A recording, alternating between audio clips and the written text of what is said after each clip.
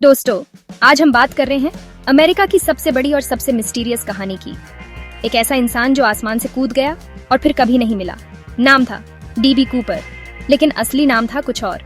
नवंबर 1971 की एक शाम पोर्टलैंड से सिएटल जा रही एक फ्लाइट में एक काल्म सूट पहनने वाला आदमी चढ़ा। उसने अपना नाम बताया, डैन कूपर। उसने क्वाइटली एक फ्लाइट अटेंडेंट को एक नोट दिया और उस नोट में लिखा था, मेरे पास बम है, मुझे चाहिए 2 लाख कैश और 4 पैराशूट्स।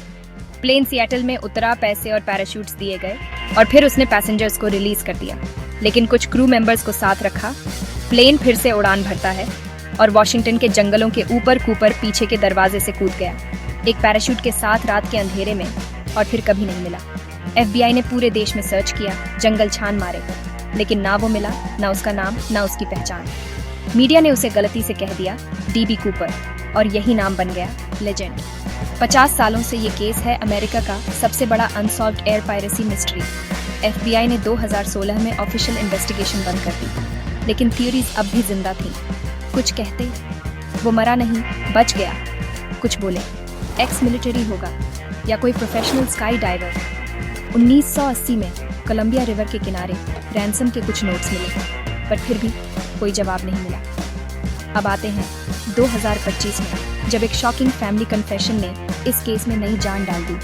कहानी जुड़ी एक और हाईजैकर से, रिचर्ड फ्लॉयड मैकॉय द्वितीय, जिसने 1972 में बिल्कुल वैसी ही फ्लाइट हाईजैक की थी। वो भी प्लेन से कूदा पैराशूट के साथ और मांगा 5 लाख। उसे पकड़ा गया, जेल से भागा और 1974 में एक शूट आउट में मारा गया। अब मैकॉय के बच्चों रिक मैकॉय और चांटे ने FBI को बताया कि उनकी मां कैरेन मैकॉय भी दोनों हाईजैकिंग्स में शामिल थी। उन्होंने FBI को दिया एक यूनिक पैराशूट और मैकॉय का जंप लॉग बुक। इन्वेस्टिगेटर्स ने पाया वो पैराशूट वही है जैसा डीबी कूपर ने इस्तेमाल किया था, और जंप लोकेशंस भी वही है जहां कूपर के उतरने का शक था। पहले मैकॉय को सस्पेक्ट नहीं माना गया था क्योंकि उसकी उम्र 27 थी। कूपर को 40 के आसपास बताया गया था और उसका लुक अलग था। बट अब एक्सपर्ट्स कहते हैं उस समय के स्ट्रेस, कैबिन लाइटिंग और एड्रेनलिन की वजह से आई विटनेसेस गलत हो सकते हैं।